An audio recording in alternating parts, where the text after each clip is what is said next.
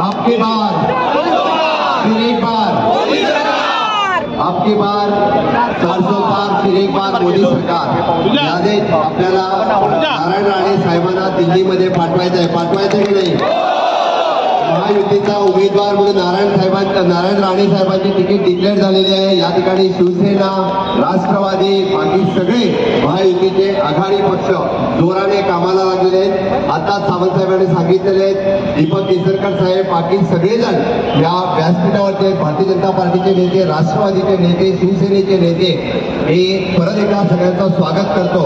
आणि माननीय मोदीजींची जी गॅरंटी आहे, माननीय मोदीजीने काय गॅरंटी दिलेली आहे? माननीय मोदीजीने गॅरंटी दिलेली आहे, आतापर्यंत आपण फक्त ट्रेलर दाखवलेला आहे, पिक्चर अभी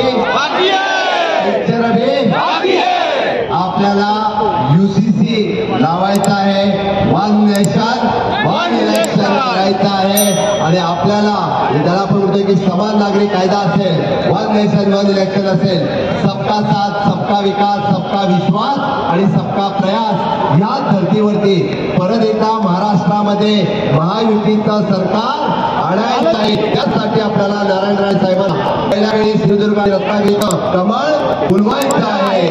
आणि मला वाटतं, मला खात्री आहे की निश्चितरित्या मी सगळ्यांच्या वतीने परत एकदा राणे साहेबांना खूप शुभेच्छा देतो की मोदीजींच्या परत एकदा बरोबर त्यांना दिल्लीला पाठवण्यासाठी